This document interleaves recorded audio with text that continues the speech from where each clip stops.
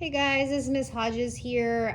Just doing a video on our serger. This is one serger. I'm going to change the video in just a second, but I wanted you to see the entire serger with the bars up.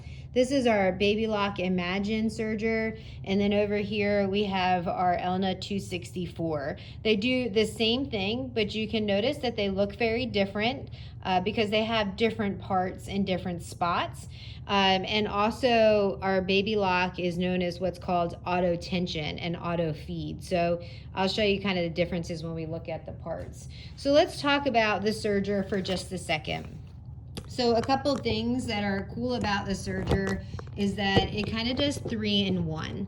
So it not only stitches, but it finishes your seam and it cuts your fabric all at the same time. So this is a machine that we definitely use in industry, and for somebody like me that sews a lot at home, I now also have my own serger at home. I will tell you, the first time I ever used a serger was very scary, but now that I've used it a lot, it's my favorite thing. So let's talk about the serger a little bit. It's super fast. So it makes between 1,300 and 1,700 stitches per minute, where our conventional sewing machine does about 900 to 1,000 stitches per minute. So it's quite a bit faster. There's no speed control on a serger. You control the speed all by your foot. So the pressure you put on the foot pedal. They have a longer presser foot and longer feed dog to hold the fabric because it does sew a lot faster. It doesn't have bobbins. It has things what are called loopers. And so we have a lower looper and an upper looper. So there's two different loopers. And it also has a knife, and that knife will cut. It will cut through anything. It cuts through denim, it cuts through sheer fabrics, it will also cut through your fingers. So some safety, big safety things when we sew on the serger. I'm gonna show you those and kind of go over those with you in just a little bit.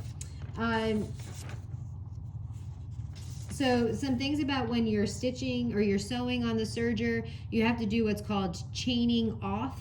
That means that you give about 5 inches before and after you're done stitching your fabric. We do that because we have to finish off our serge differently than we do on our sewing machine. There's no back stitching. So we either have to feed that chain through our previous stitches or knot it off. And again, I will show you that in the video. Again, you control it all by the foot controller, the foot pedal, and it is mostly used to finish off our seams. It does have some issues, just like our conventional machine, that we could come up with, or problems. Most of those problems have to do with threading the machine. The Baby Lock is a much easier machine to thread than our Elna machines. The Elna machines don't have what's called automatic feed, where these do.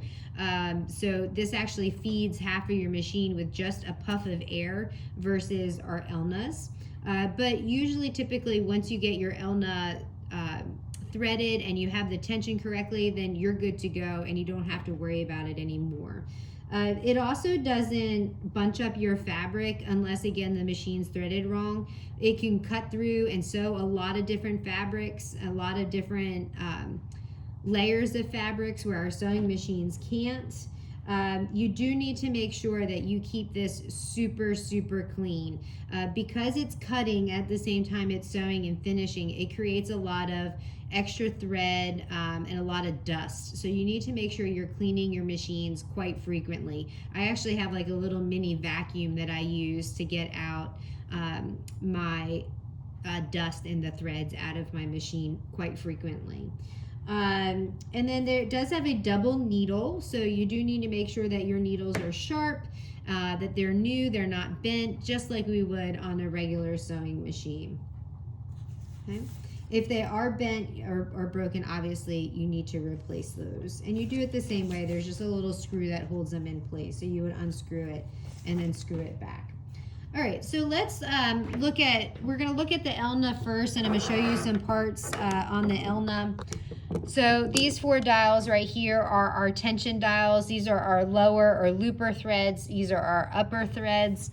If we open the machine here, you can see it gives you this really nice guide on how to thread the machine. If you look at, and they're color coded. So if you look at this teal blue, it comes up from the cone, up in here, then up and around, there's 2 holes, through this hook, through the tension dial here, looped, then it has to come down through a hoop here, then it's got a loop here, and then there's another loop in here that you actually have to open the machine and come to the other side. Let's see if I can get it to pop out a little bit. There it is right here. So there's another loop there, and then it has to go through the eye of the looper here.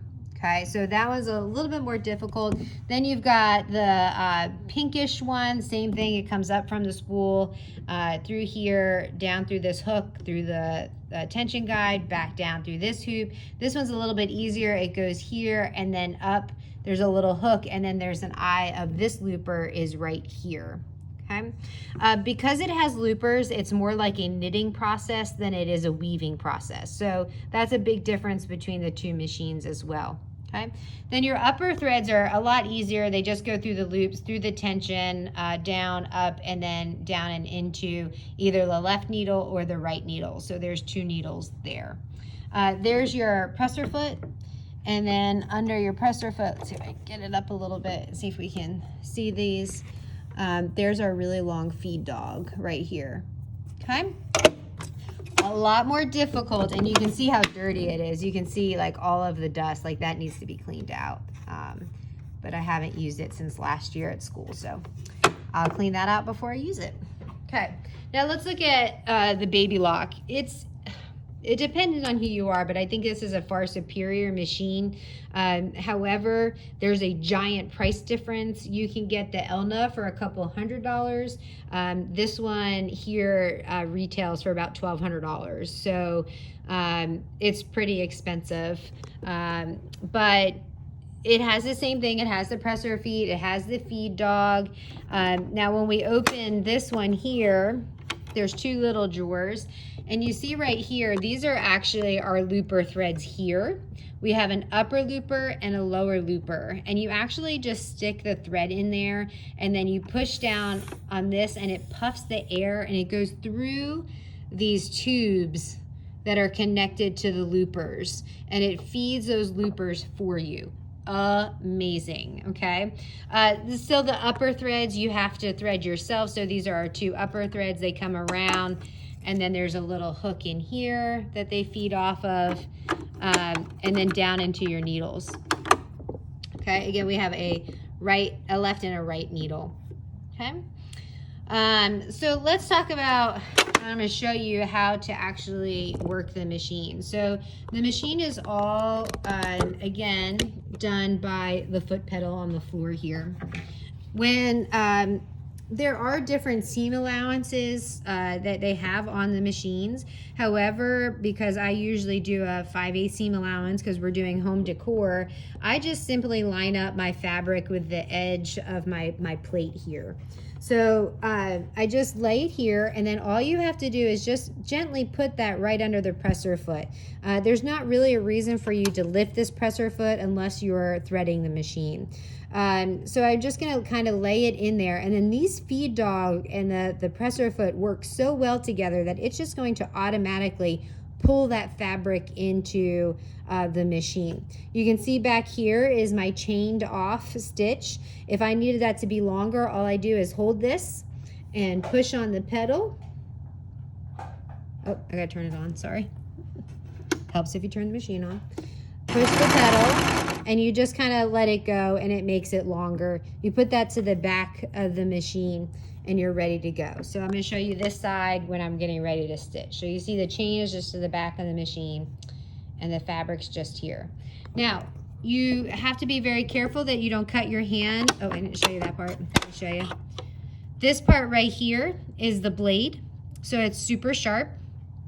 So we want to keep our hand as far away as we can from this metal piece of the serger, okay?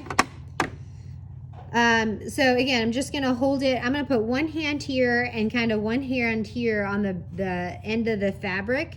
You only need to use this to guide it to keep it straight. You don't need to push or pull the fabric at any point through either of our machines, okay? So I'm just gonna very lightly push on the pedal.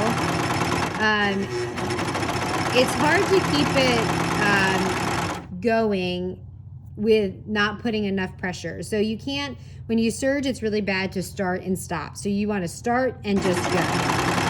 But you see there that it's cut off this piece of fabric. And then at the end here, we have this really nice serge seam, and we have the chained off tail on the top and the bottom of the stitch, okay? So I'm going to do it again, and I'm just going to cut off this stitch now. So I want to make sure that this piece is hanging off the edge, and I'm going to go pretty quick.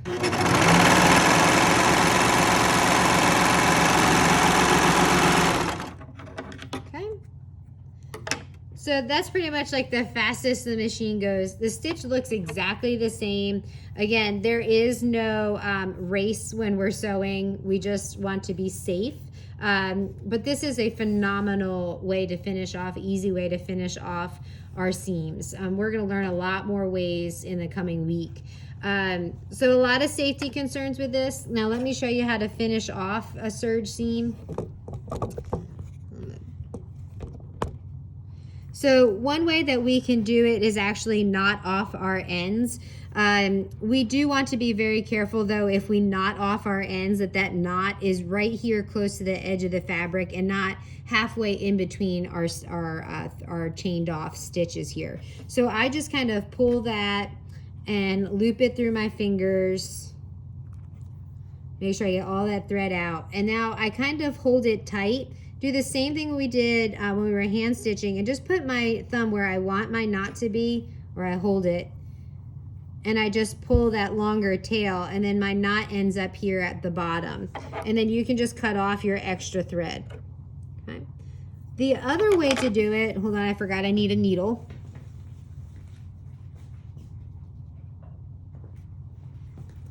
Is you need what's called a large-eyed needle. So you can see how much bigger the eye of this needle is versus a traditional needle. And you're going to feed it through some of the stitches that you made in your fabric. And then you're going to take all of this end of this thread and we're going to put it in the eye of the needle. Hopefully. It gets really tricky when you try to do this.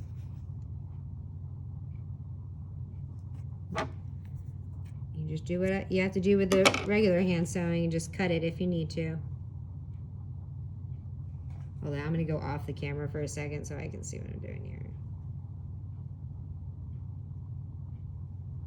All right, so I got it in the needle there, and I'm just going to pull it through. And then I'm just going to pull the rest of that needle through the stitches I did. You got to give it a little shake so that tail end comes out. Okay? Make sure you don't pull it too tight. And then just cut off your excess. And then you finished off your serge. This is a preferable way if it's ever going to be in the line of another seam. So like, let's say I'm going to sew on this side, then you don't want to have this knot here. So you would just feed it right through there. And that's how you finish off your serged edge. This is called the overlock stitch. Sometimes you will hear these machines called an overlock machine, but they are technically called a serger that does an overlocked stitch.